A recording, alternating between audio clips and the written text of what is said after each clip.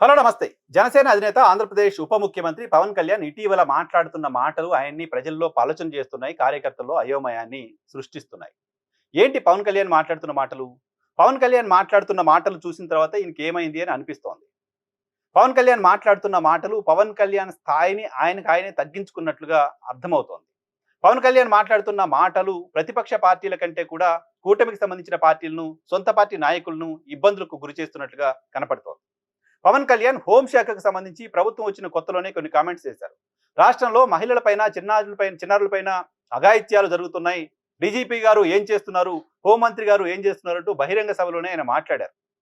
ఇదే పరిస్థితి ఇలాగే ఉంటే నేనే హోంశాఖ తీసుకోవాల్సి వస్తుంది అంటూ మాట్లాడడం కూడా చూశాం.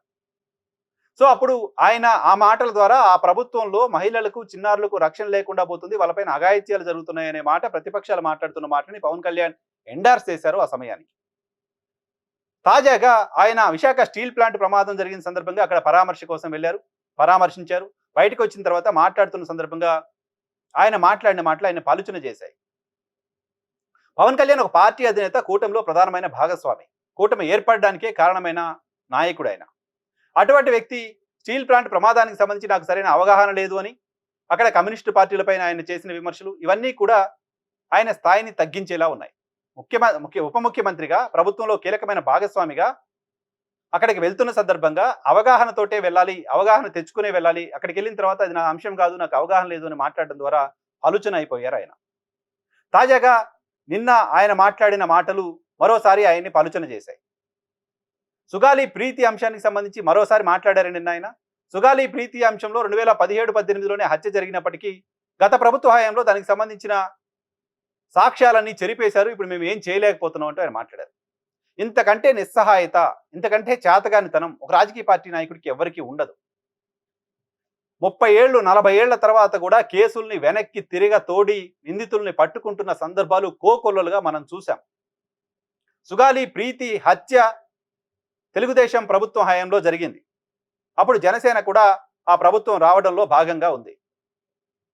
ఆ తర్వాత 5 ఏళ్ల కాలంలో జగన్మోహన్ రెడ్డి సర్కార్లో నిందితులు తప్పించుకున్నారు, నిందితులు సాక్ష్యాలు లేకుండా చేశారు అని పవన్ కళ్యాణ్ చెప్తున్నారు. నిందితులు సాక్ష్యాలు లేకుండా చేస్తే 5 ఏళ్ల పాటు మీరు పోరాటం చేసి అధికారంలోకి వచ్చిన తర్వాత దానికి సంబంధించి చేసిన ప్రయత్నం, చిత్తశుద్ధితో చేసిన ప్రయత్నం ఏది కనపడలేదు. సిబిఐ విచారణ చేయించవచ్చు. నిందితులు తప్పు చేసిన వాడు సాక్ష్యాలు లేకుండానే చేస్తాడు కదా, సాక్ష్యాలు ఉంచేసి వదిలేసి అలాగే ఉంచి వెళ్తాడా? తప్పు చేసిన వాడు ఎవడైనా సాక్ష్యాలు లేకుండా చేసే ప్రయత్నం చేస్తాడు కదా. పోలీసులు అనుకుంటే ఇప్పుడున్న టెక్నాలజీతో నిందితులను పట్టుకోవడం కష్టమా? ఆ కేసుని స్టడీ చేసిన వాళ్ళకి ఎవరికైనా చాలా ప్రశ్నలు, సమాధానం లేని ప్రశ్నలు కనపడుతున్నాయి. మినిమం లాజిక్తో ఆలోచించిన ఆ కేసులో నిందితులు ఎవరో అర్థమైపోతుంది. గత ప్రభుత్వం సిబిఐకి ఏదో రాసింది, ఏం చేయలేదు అని చెప్తున్నారు మీరు. ఇప్పుడు మీరు రాయొచ్చు కదా, అక్కడెక్కడ మీరే ఉన్నారు, తేల్చొచ్చు కదా. నిందితుడు సాక్ష్యాలు లేకుండా చేస్తే ఆ కేసులో మీరు ఏం చేయలేరు అని చేతులు ఎత్తేస్తారా? అది చేతగానితనం కదా. మీరు అధికారంలోకి రావడానికి ముందు మాకు ఇవ్వండి, మేము చూస్తాం, మీ సంగతి ఏంటో చూస్తాం, ఓ గిరిజన బాలికని ఇలా చేస్తే ఊరుకుంటారా, ఇవన్నీ మాట్లాడారు కదా. ఇప్పుడు ఏం చేయలేమని నిస్సహాయత ఎలా ఎలా మాట్లాడగలుగుతున్నారు అలా? దాంతోపాటు మరొక మాట మాట్లాడారైనా సాయి కృష్ణ అదృశ్యానికి సంబంధించి. ఓ క్రిమినల్ బ్యాక్గ్రౌండ్ ఉన్న వ్యక్తికి ఏదో జరిగితే కులాన్ని అంటగడతారా, మాకు కట్టేస్తారా అని మాట్లాడుతున్నారు.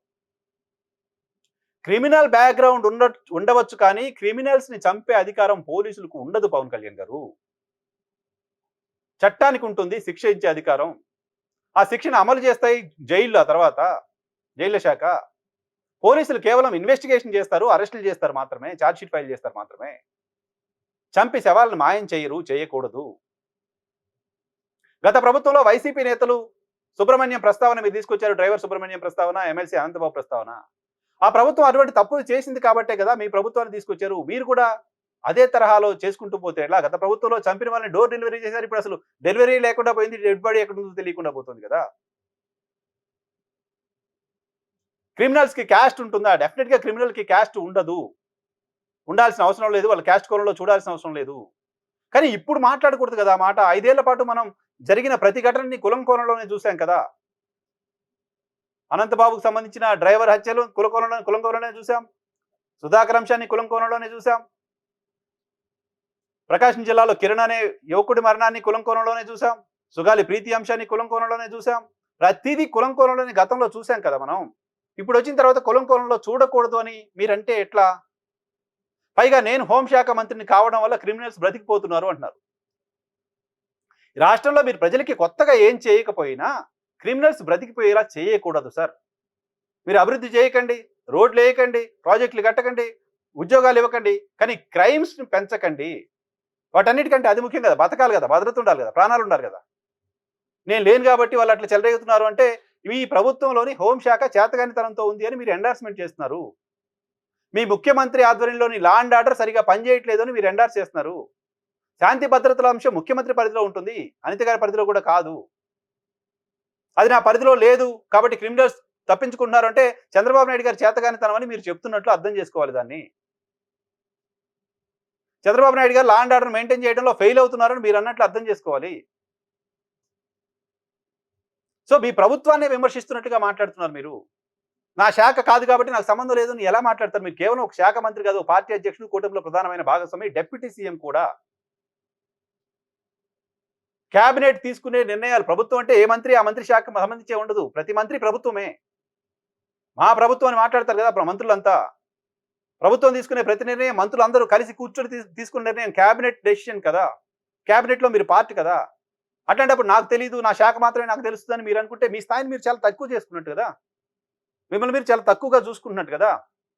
మిమ్మల్ని ముఖ్యమంత్రి స్థానంలో చూడాలనుకున్న మీ అభిమానులు, మిమ్మల్ని సంవత్సరాలుగా మిమ్మల్ని ఫాలో వస్తున్న వాళ్ళు, మీరు కనీసం ఉప ముఖ్యమంత్రి అని అయ్యారనుకుంటే, ప్రభుత్వంలో మీ మాట నడుస్తుంది, మీరు ఏదైనా న్యాయం చేస్తారని భావిస్తుంటే, ప్రభుత్వంలో నా మాట ఏం నడవదు, నేను ఇండస్ట్రీ మంత్రిని కాదు కాబట్టి దానిపైన అవగాహన లేదు, నేను హోంమంత్రిని కాదు కాబట్టి నేను ఇక్కడ ఏం చేయలేను, ఎలా? మిమ్మల్ని మీరు తగ్గించుకుంటున్నారు, ఆలోచన అవుతున్నారు. ఏమైంది మీకు అని అనిపిస్తుంది మాటలు చూసినప్పుడు? అధికారంలోకి రావడానికి ముందు మీరు ముఖ్యమంత్రి అవుతారనే ఆశ మీకు లేకపోయినా, ముఖ్యమంత్రి కావాలనే ప్రయత్నం మీరు చేయకపోయినా, మేము వచ్చిన తర్వాత తాట తీస్తాం, తోలులు చేస్తాం, రోడ్ల మీద పరిగెత్తిస్తాం, ఇవన్నీ మాట్లాడారు కదా. అప్పుడు అనుకున్నారా నాకు హోంశాఖ వస్తుంది చేస్తానని? ఇప్పుడు హోంశాఖ రాలేదు కాబట్టి చేయలేకపోయారా? అటవీ శాఖ మంత్రిగా రోడ్ల మీద బట్టలు ఇప్పించి పరిగెత్తాని ఏ రకంగా చేస్తానని చెప్పారు? అప్పుడు అధికారంలోకి రాకముందు చెప్పారు కదా మీరు. ఇప్పుడు వచ్చిన తర్వాత శాఖ నా దగ్గర లేదు కాబట్టి నేను చేయలేను అంటే ఎట్లా? కాబట్టి మీ పైన చాలా హోప్స్ ఉన్నాయి. తెలుగుదేశం పార్టీతో పైన, భారతీయ జనతా పార్టీ పైన హోప్స్ లేవు, కానీ ఆంధ్రప్రదేశ్ రాష్ట్రంలో ఉన్న న్యూట్రల్స్కి మీ పైన చాలా హోప్స్ ఉన్నాయి. మీ స్థాయిని మీరు పదే పదే తగ్గించుకుంటూ వెళ్ళడం ద్వారా అటువంటి హోప్స్ పెట్టుకున్న వాళ్ళని నిత్యం అప్సెట్ చేయకండి.